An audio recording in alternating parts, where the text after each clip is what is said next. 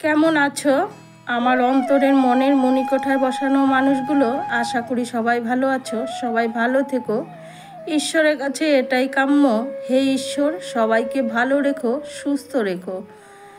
একটা মানুষ সুস্থ থাকলে কিন্তু সাধারণ করে ভালো জীবনযাপন একটা কাটাতে পারে, এটাই আমার বিশ্বাস। সুস্থ না থাকলে কিন্তু সে একটা সাধারণ জীবনযাপন কখনোই কাটাতে পারে না। তার জন্য একটা মানুষের শরীরের সুস্থতাটা খুবই দরকার। তো ঈশ্বর মানুষকুলে যখন জন্ম নিয়েছি, রোগ ব্যাধি নিশ্চয় দিবে, তবে লোককে এরকম রোগ ব্যাধি দিও না যে খুব ভুগবে বা তার ট্রিটমেন্ট করতে পারবে না। তোমার কাছে এটাই চাওয়া।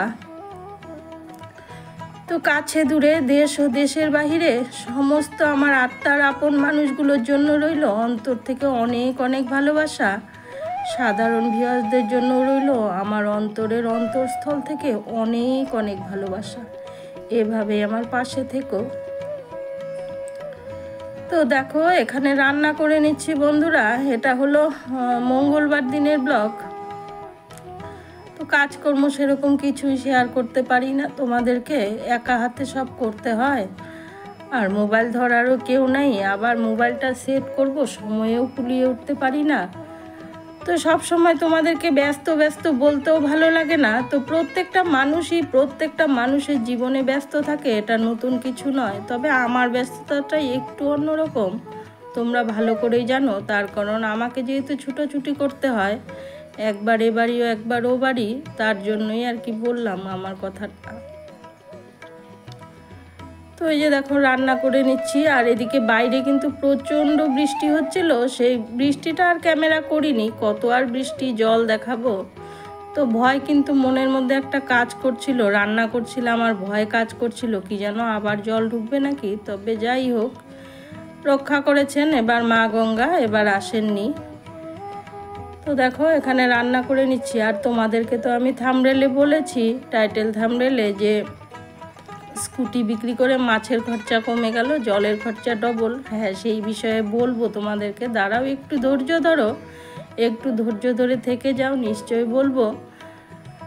তো কেন কমলো কোনটা আর কেন বাড়লো সবটাই তোমাদেরকে জানাবো। তো তার আগে বলে নিই, গতকালের ভিডিওতে যারা যারা আমার ভিডিওটা দেখেছো, কমেন্ট করেছো, তাদের জন্য রইল অন্তর থেকে অনেক অনেক ভালোবাসা। সব সময় সবাইকে লিখে বলতে পারি না গো, সময়ের অভাবে। আমি জানি এটা অনেকেরই হয়, হয়তো এটা যতক্ষণে তোমাদেরকে লিখে বলতে যাব না, ততক্ষণ আমার মনে হয় একজনের ভিডিও দেখে নিই, যদি তার একটু উপকার হয়। তো তোমাদেরকে যাদেরকে লিখে বলেছি, যাদেরকে লিখে বলিনি তাদেরকে আমি এই যে ভিডিওর মাধ্যমে অনেক ভালোবাসা দিয়ে দিলাম। এভাবেই পাশে থেকো আমার, আমি আছি। জানি প্রত্যেক দিন সবাই প্রত্যেকের কাছে যেতে পারো না, আমিও পারি না সেটা।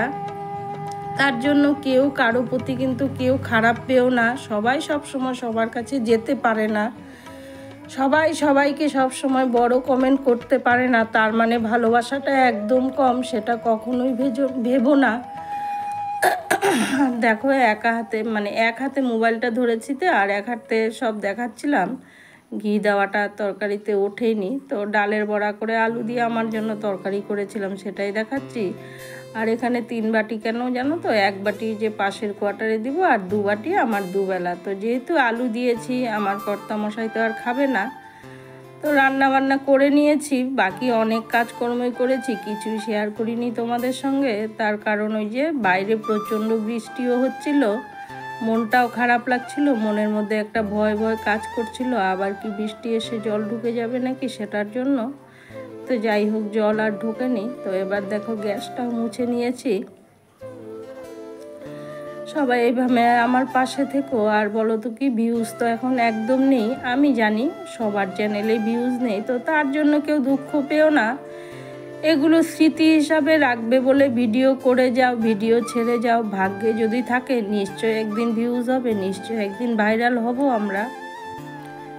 সবই কপাল, কপালে যেটা থাকবে সেটা হবে, কপালেরটা কেউই খণ্ডাতে পারবে না। তো আমি যখন ভিডিওগুলো করি তখন আমার মনে হয়, আমার নিজের স্মৃতিটা মনে পড়ে। কোন স্মৃতি বলো তো, সামনের দিনগুলোর স্মৃতি মনে পড়ে যায় আমার আগেই। আমি বুড়ো বুড়ো হলে দেখতে কেমন হব, তখন কি পরিস্থিতিতে থাকবো, যদি ভগবান বাঁচিয়ে রাখে। আর যদি নিয়ে যায় তাহলে তো কোনো কথাই নেই। তো তখন আমি এই মুহূর্তগুলো দেখব আর ভাববো যে আমি এই রকম ছিলাম। তো প্রত্যেকেই বলবো এটা ভেবেই ভিডিওগুলো দিয়ে যাও, ভাগ্যে যা আছে সেটাই হবে। তো এবার দেখো ঘর মুছে নিচ্ছি। এবার বলছি তোমরা দেখতে থাকো। এবার বলছি আমি কেন আমি টাইটেল থাম্বনেলে ওই কথাটা লিখেছি। যেহেতু গলাটা লেগে যাচ্ছে গো, যেহেতু স্কুটিটা বিক্রি করে দিয়েছি, তার জন্য তো বলো তো কি, আমাদের বাজার একদমই সামনে। তোমাদেরকে সব সময় বলি, তো সকাল থেকে উঠেই না সবজি পাওয়া যায়। তো সকালে সবজিগুলো একটু বাসি থাকে, আর বিকেলবেলা যা সবজি ওঠে সব একদম তাজা তাজা বস্তির থেকে সব নিয়ে আসে। কিন্তু বলো তো কি, মাছও বিকেলে খুব ভালো পাওয়া যায়। আমি তোমাদের দাদাভাইকে মাছ আনতে দিই না বিকেলবেলায়, তার কারণ আমার একদম ইচ্ছে করে না বিকেলবেলায় মাছ আনলে মাছ কাটা ধোয়া একদম ইচ্ছে করে না আমার। আর আমার তো আর ফ্রিজ নেই যে ফ্রিজে রেখে দেবো পরের দিন কাটবো। আমার ফ্রিজ তো বাড়িতে রয়েছে।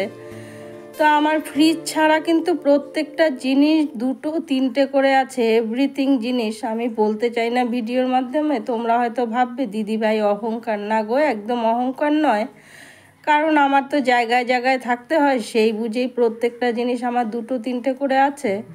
এমনকি আমার ইনভার্টার কিন্তু টোটাল 3টা। যেহেতু তোমাদেরকে এর আগের একদিন আগের ব্লগে আমি বলেছিলাম আমার আরও একটা সংসার ছিল, সে বিষয়ে অন্য কোনো সময় বলবো। তো সেই সংসারেও কিন্তু একটা ইনভার্টার ছিল।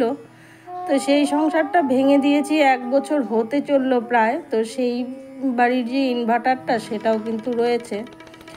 তো প্রত্যেকটা জিনিস কিন্তু আমার 2-3টে করে আছে, একমাত্র ফ্রিজটাই নেই।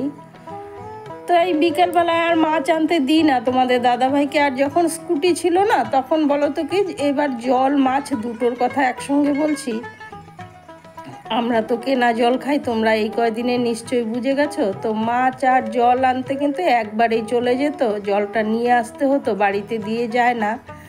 তো জলও নিয়ে আসতো, মাছও নিয়ে আসতো। যেহেতু স্কুটি নেই এখন, তো জলটা আনা অসুবিধা হয়ে গেছে। এবার অন্য জলওয়ালাকে বলেছে, সেই জলওয়ালা বাড়ি এসে জল দিয়ে যাবে না, ওনার অনেকটা দূর হয় বলে। তো অন্য একজনকে বলেছে, সে এবার বাড়িতে জল দিয়ে যাচ্ছে। জানো, তোমাদের দাদাভাই স্কুটি করে গিয়ে নিয়ে আসতো বলে 25 টাকা করে নিত জলগুলো, আর এখন উনি বাড়িতে দিয়ে যায় বলে 40 টাকা করে নিচ্ছে। তো হলো কি না, জলের খরচা ডবল। এবার বলি মাছের কথা। যেহেতু স্কুটি নেই, তোমাদের দাদাভাই তো সকালবেলা জল আনতে গিয়ে মাছ নিয়ে আসতো। তো স্কুটি নেই বলে আর মাছও আনতে যায় না এখন।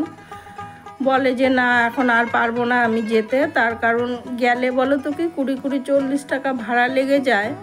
তো ভাড়াটা তো বড় কথা নয়, বলো তো কি, প্রত্যেক দিন না ওই যে ওভাবে যাওয়া আসা করতে সময় বেশি লাগে। আর তোমার স্টেশন থেকেও ডাক পড়ে যায়, অসুবিধা হয় আর কি। আর স্কুটিটা সঙ্গে থাকলে যখন যে মুহূর্তে ডাক পড়ে ওইভাবে ও অ্যাটেন্ড করতে পারে। তার জন্যই কিন্তু আমাদের মাছ খাওয়া একদম বন্ধ হয়ে গিয়েছে। তো জানি না কবে আবার শুরু হবে। তো বলছিল একটা বাইক আনবে, এখন কোন অসুবিধার জন্য আনছে না সেটা তো জানি না। কারণ তোমাদের দাদাভাই তো খুলে কথা আমাকে কখনোই বলে না। হুট করে দেখবে কোন দিন বাইক নিয়ে চলে এসছে, তো সেদিন আমি জানতে পারবো হ্যাঁ বাইকটা এসেছে। তো বাইক কিনবে। আগেও আমাদের অনেক বাইক ছিল, মানে একটা একটা করেই, অনেকগুলো একবারে নয়, তোমরা কেউ ভুল বুঝো না। তো সেটাই বললাম আর কি। স্কুটিটা বিক্রি করার পর আমাদের জলের খরচা ডবল হয়ে গেছে, আর মাছ খাওয়া একদম কমে গেছে। তো মাছের খরচাটা আমাদের বেঁচে যাচ্ছে। মোটামুটি একরকম নিরামিষ খেয়ে কাটিয়ে দিচ্ছি আর কি। যাকগে, এভাবেই চলতে হবে। চলি, দেখি বাইকটা কবে আনে, তখন মাছ খাওয়াতে হবে। আর জলের খরচাটা তো ডবলই হয়ে যাবে, ডবলই থেকে যাবে। কিছু করার নেই, কারণ বাইক দিয়ে তো আর জল আনা যায় না। তো সেটাই বললাম। এখানে দেখো স্নান করে, ব্লিচিং দিয়ে স্নান করে, শ্যাম্পু দিয়ে স্নান করে ঘরে এসেছি। তোমাদের দাদাভাইও এসে পড়েছে। তো স্নান করছে তোমাদের দাদাভাই, আমি রুটিটাও করে নিলাম। তো আমার প্রত্যেক বন্ধুর জন্য রইল অন্তর থেকে অনেক ভালোবাসা। সবাই ভালো থেকো, সবাই সুস্থ থেকো। বেশি কিছু আর বলতে চাই না। প্রত্যেকেই তো বলো আমার কথাগুলো খুব ভালো লাগে, কথাগুলো শুনতে আসো। তো জানি না কোন জায়গার থেকে তোমাদের ভালো লাগে, কথা তো আমি গুছিয়েও বলতে পারি না। আর ভিডিও আমি এত ভালো করে কিছুই করতে পারি না, ভিডিওতে কিছুই পারি না আমি। তো তাও যদি তোমরা এখন কোন ভালোবাসার থেকে বলো জানি না, মনে হয় মনের থেকেই ভালোবাসো আমাকে।